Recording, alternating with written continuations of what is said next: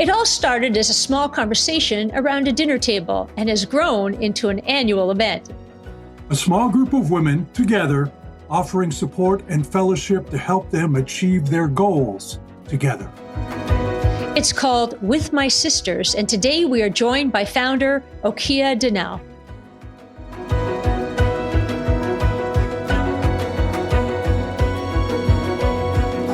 Okia, welcome to Believe in People. Hey, good morning. Thank you guys so much for having me on today. Well, I understand that this all started with a conversation you had around a dinner table. Wow, that must have been quite the conversation. Can you share with us how With My Sisters was created? Yes. So again, 2017, October, I have two friends, which are actually cousins, but we really never um, got together because we're different in age. But this particular day, we were sitting down at my dinner table and we just started talking. I don't have sisters. So I've always said, Lord, I just want a whole lot of sisters. And so that day we were talking and I said, what would it be if we just invited a group of women, gave them dinner, gave them some gifts, and made them feel special.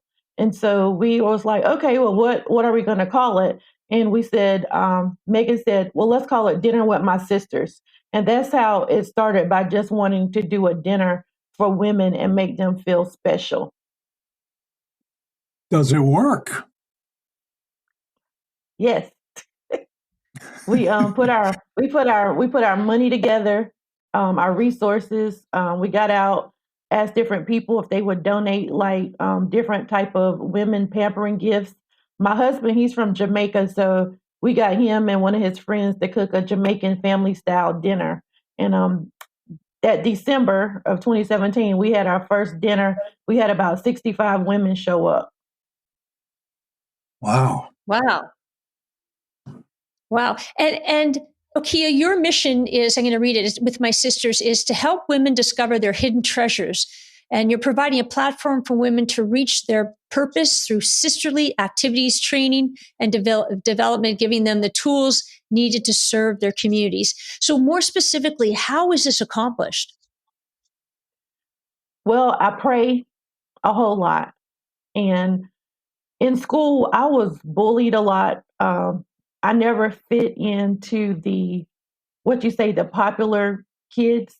And I find that even today in society, that you have people of all walks of life who are so gifted. And, I'm just geared to helping women, but if men come along, I will help them too.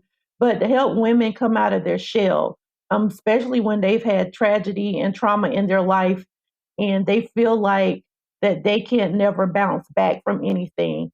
So we do this by doing encouragement and empowerment conferences.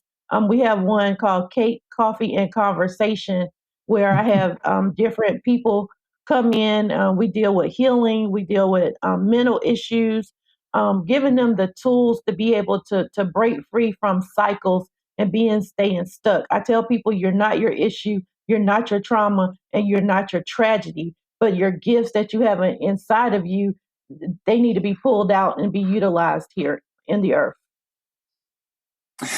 Tell me a little bit about, in this particular day and age, what sort of issues do you feel that women in particular are facing, be it single parenthood, be it having a number of children and you're trying to raise them, being the pressures of the economy? Of course, we always mention that we've just gone through this pandemic where we've all been isolated at home. What sorts of things do you feel women are dealing with today? Back in the olden days, and I'm talking about my grandmothers and great grandmothers, where they had sewing bees and circles, for example, like that. This almost sounds like a takeoff on that in many ways. It is pulling women together. Like you said, single parenthood. Women wear a lot of hats. They're mothers, they're wives, single mothers, doctors, lawyers, whatever they have to be in a situation. And a lot of times, women don't take care of themselves. Some of them are battling depression, battling mental illness.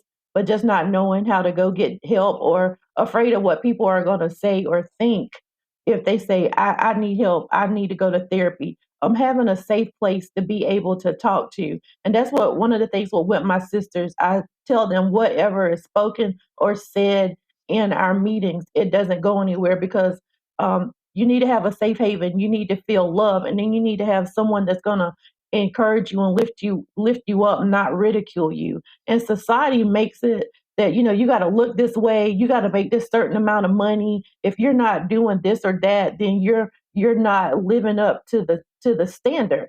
And when you got that mom at home that's a single mom with 3 and 4 kids, and she's working 2 and 3 jobs, trying to make ends meet, and can't get any help or any assistance, but she goes in the bathroom and cry at night because she doesn't want her to see her kids crying. She needs a place where she can feel love and say, "Hey, I need $100 to pay my light bill," and nobody's not judging her. I'm Mhm. having this problem. I got an addiction and I don't know how to break it. I'm an emotional eater. I eat emotion. I don't know how to get this weight off because my husband is saying that I weigh too much or I'm too fat. They need a place to be able to come and feel love and let them know that you're special just the way you are, but we're going to help you get out of this rut. And Okia, from that, how then, where did you seek your love then? So you mentioned you were bullied as a child, just didn't kind of fit in. How did you break out of that and find your self-esteem and confidence?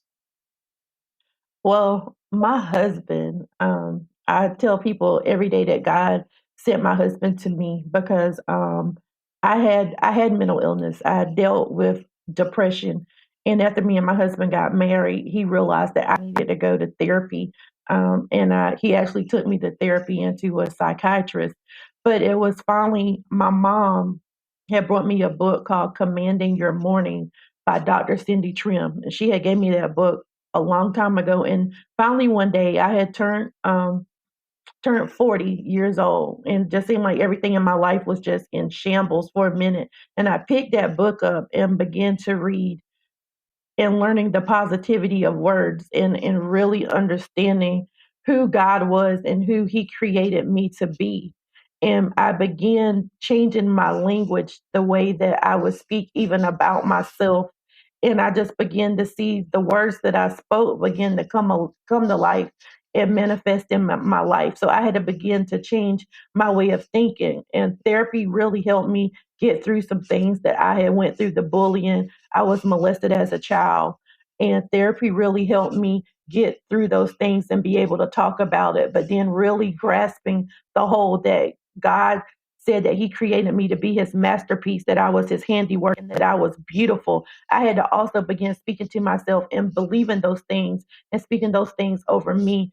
So I started a lot by journaling and just started doing affirmations like I am special, I am beautiful, I am smart.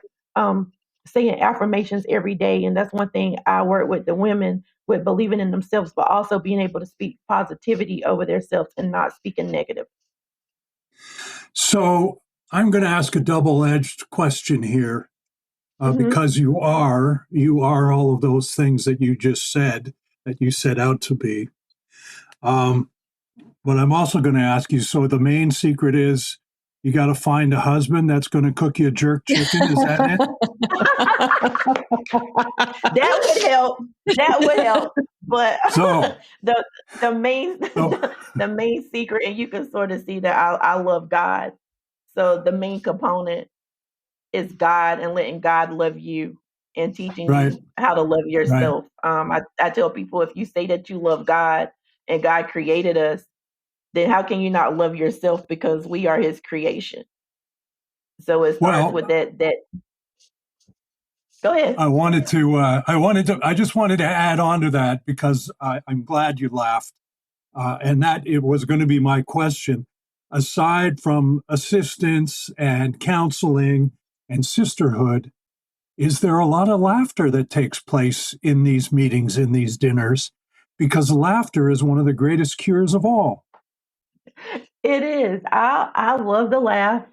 Um, Probably in a different life, I would try to be a comedian, because I love for people I love for people to laugh, and I like making people laugh. And so we do. We have laughter. Um, we talk a lot. We go on women's retreats where we get matching pajamas and we sing karaoke and sing to the top of our lungs and just having a good time laughing. We celebrate each other's birthdays.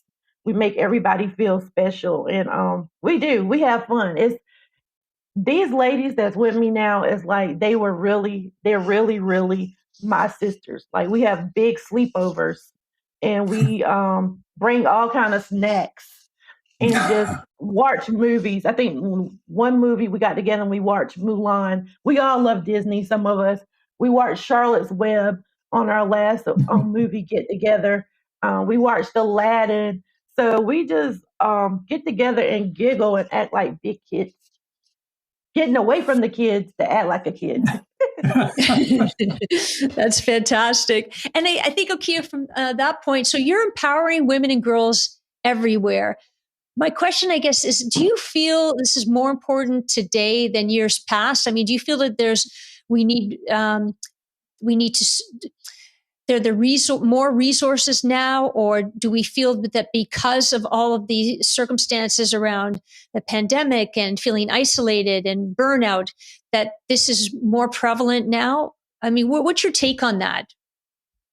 I think we need it now more than ever, and especially for our younger girls, the younger generation, because, like you said, because of the pandemic and then the isolation, and the kids now are more tech savvy. They're more on their phones. Like I remember my daughter and her best friend riding in the back seat, and I didn't hear them talking. And I said, "Well, how come you're not talking?" They say, "Oh, we're just texting each other."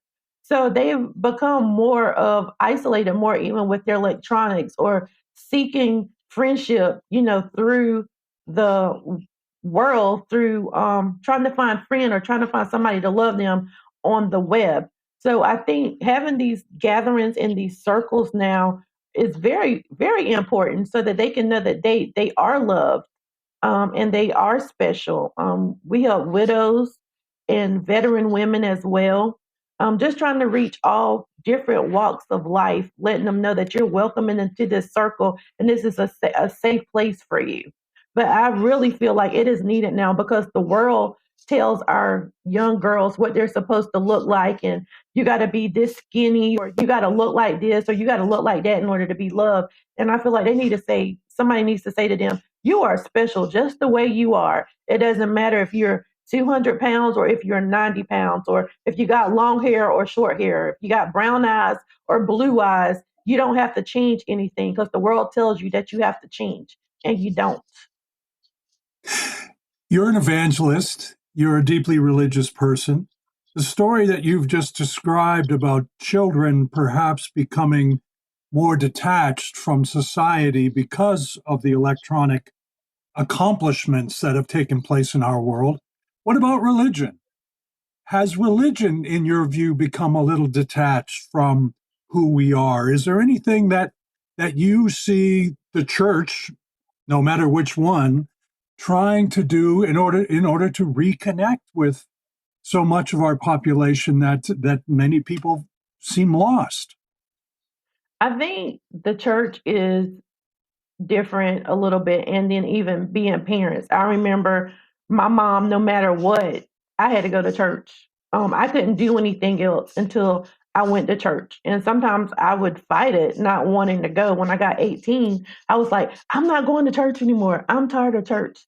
But the seeds were planted in me. The word of God was planted in me. And the Bible says, train up a child in the way that they should go. And when they get old, they will not depart from their faith. And I think now a lot of people don't take their kids to church. They let the kids do what they want to do or say what they want to say. But even the church as a component, I believe they could do more to be able to come outside of the church to reach. That's why I'm thankful for what my sisters, because we're not inside the walls of the church. The church is us. The church is me, you, the body coming together and being able to go out anywhere we go. So I love it that we're outside of the walls of the church. And when they see us, they just don't see everybody just dressed up in suits. They see us in blue jeans and t-shirts. They see us out on the street helping and giving.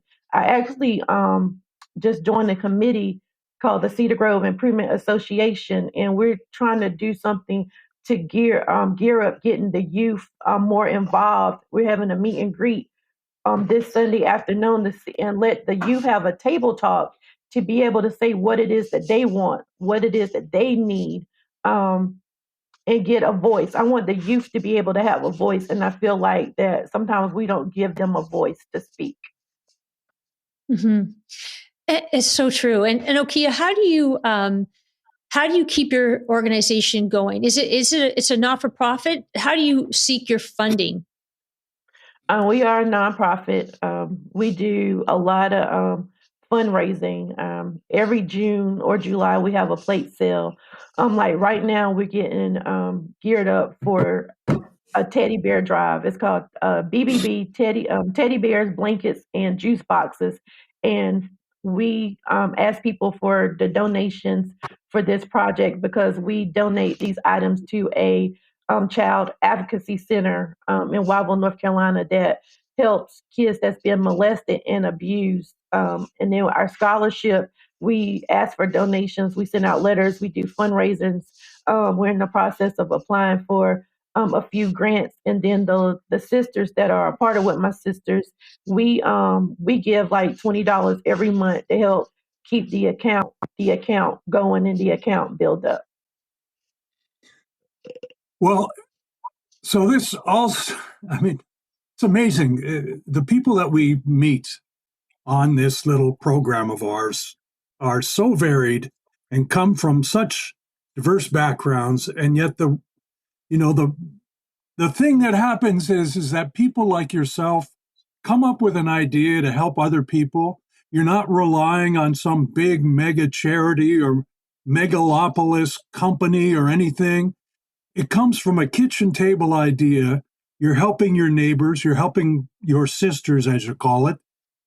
What are the people that come to your gatherings, your circles, your dinners? What do they say to you about what they've learned in your group?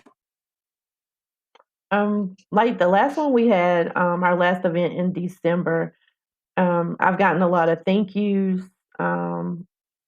People are just happy to feel free to have a space. I've had in one of our events, there was a lady who had been molested, and she was about 60 years old now. And for the first time, she was able to open up and talk about it. So it's a freedom there for the women and people. Like you said, we cry, we laugh, but they're like, okay, when is your next thing? When's the next time you're doing something? And I say, people just get delivered from the bondage of feeling broken and depressed. Could you imagine being molested as a child and now you're 60 years old and for the first time you're able to talk about it, but you've been holding it all these years. It's kept you in bondage, and finally now you can talk about it, you could cry about it, and you're able to move on with the next phase of your life. And you know you're safe. And you're safe. And it's not going anywhere. Like don't give any names or anything, but just an example of the safety that they feel to be able to say, hey, this happened to me. And it lets people know that you're not the only one. You're not the only one that's been raped. You're not the only one that's been addicted to alcohol. You're not the only one that's been depressed. You're not the only one that if you feel broken, this is the place you can come and be yourself, and you don't have to wear a mask. A lot of times we get up and we put a smile on our face and we go out the door, but yet we are broken and beat down on the inside. In this place, you take the mask off so that you can be free to walk, and then you can find the joy. You don't have to hide behind the mask. You can find your peace, you can find your happiness, and then you can move on to walk in the freedom to be who you are without being bound, without And holding on to darkness. exactly. And Okia, what's really fascinating is that I've noticed that as people were declaring in 2022 all of their struggles, I mean, I hadn't seen in years past how many declarations, I think, of honesty and vulnerability to say, I've had a really hard year. I don't know how I could have actually made it through without certain resources, or I struggled, lost my job, lost work, suffered from depression, suicidal thoughts.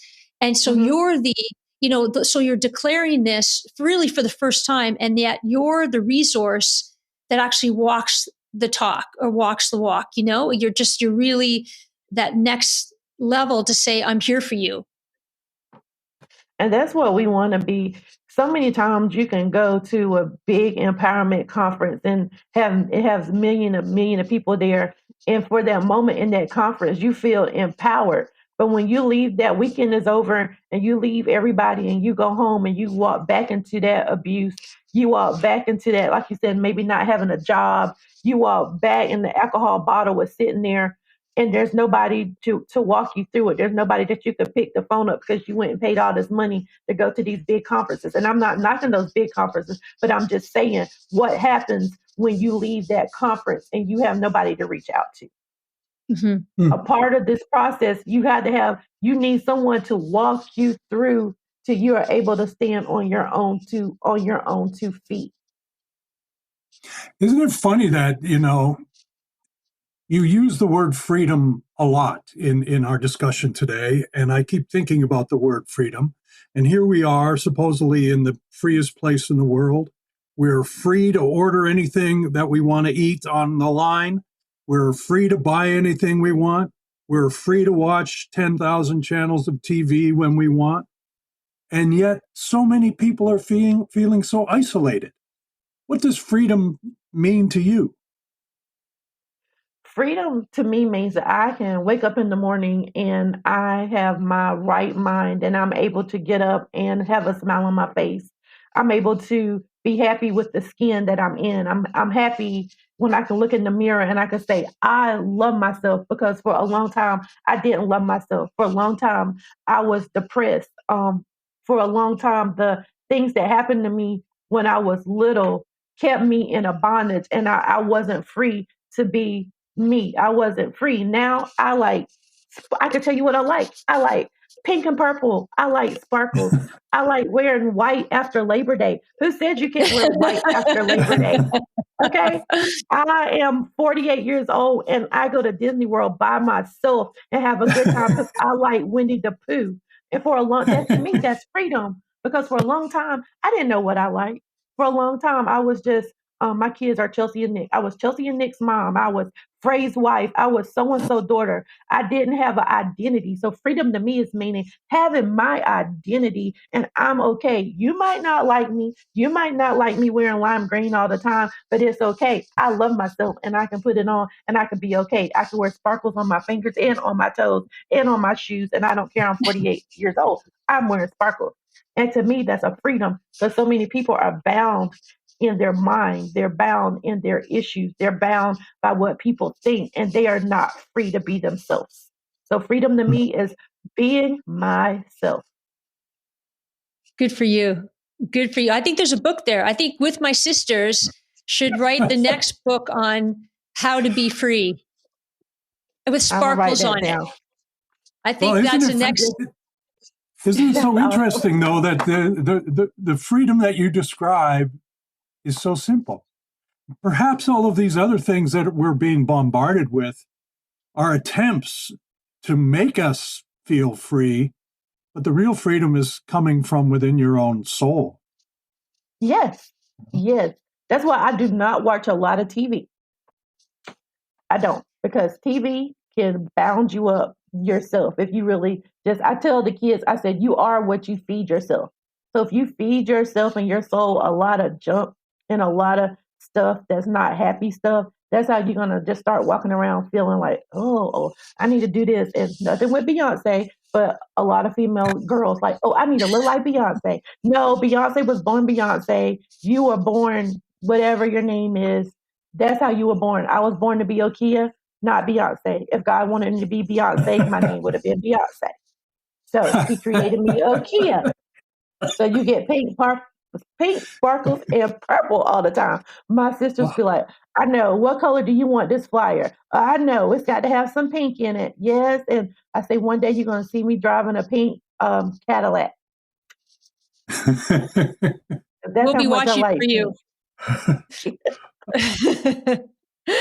Okay, with so you're really helping to destigmatize. I am hearing a lot of it's so important to unmask yourself. There's a recently in over the holidays, Vivienne Westwood. So Vivienne Westwood was a famous designer, and she really started the grunge generation. And so she passed away. But her biggest point was, especially because she was a designer, ironically, she said, "Stop shopping, stop buying stuff."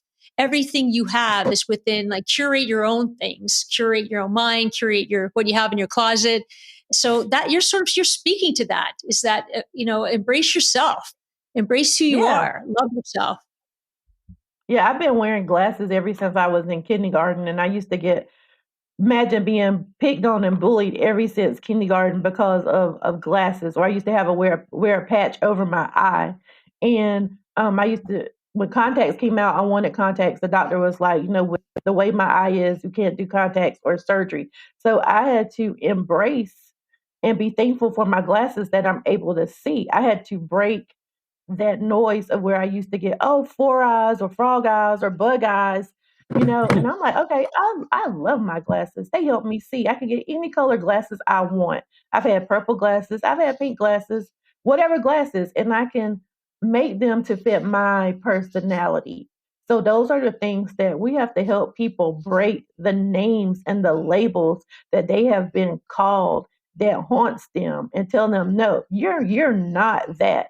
And let's it, create your own space, create whatever you want to wear, create how you want to look, do your hair the way that you want to. My son, one day his hair is purple and the next day is green and the next day is yellow, but that's him expressing himself. Who am I to say don't color your hair that way? I want to ask you, this has been a great conversation, and I really do hope that someday Beyonce listens into our little show and hears what you had to say. I think you could teach Beyonce quite a few things, to be frank with you. And our last Actually, she's on my list. She's on what, your guest list for your cake No, and no, just bake or one whatever it day is? one day I would just like to speak to her. Ah, well, let's hope Because she I feel like hope somebody lets her in.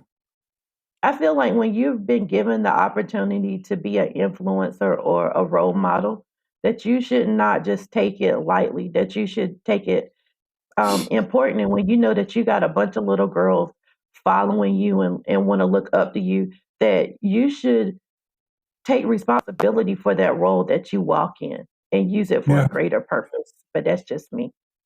Well, and I'm sure that Beyonce does within her world lots of charitable things and that and the like. We ask this same question every week at the end of the show, especially after people have opened up to us the way that you have. Despite the troubles that you hear about in your circles, in your dinners, why do you still believe in people? Well, I'm going to go back to the Bible. When God created everything, he said everything was good. And God created all of us, and I believe that there is good in everybody, despite what they do and what they say. Even how people have treated me, there is good inside of every person. And I will keep praying and helping and believing that everybody, the good in everybody, is going to eventually come out one day. I know that there is evil in this world, but I'm like the Care Bears.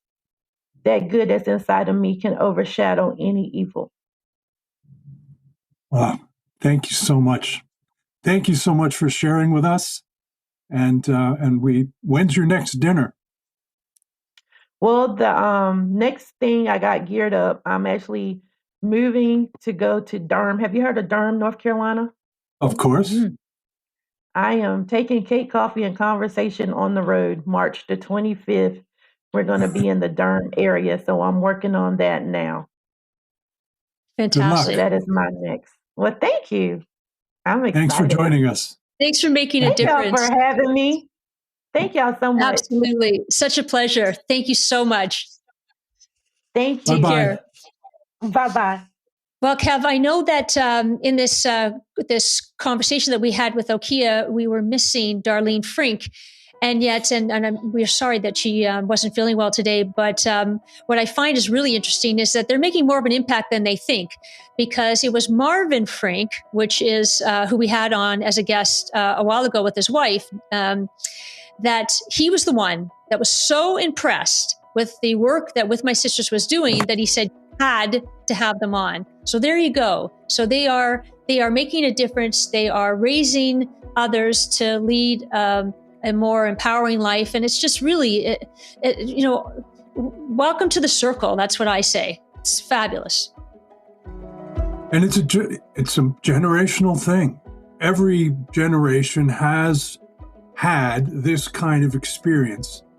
And perhaps this generation, the one that we're living in now, the one that we're going to be handing things off to, perhaps, they need, as she just told us, they also need some freedom from the bondage that hangs on to everyone. And if you want to listen to more conversations like this one, perhaps find your own path to freedom, then please subscribe to our little effort here, Believe in People. And we will see you again next week, where we meet someone else with another wonderful story. Thank you. Thank you.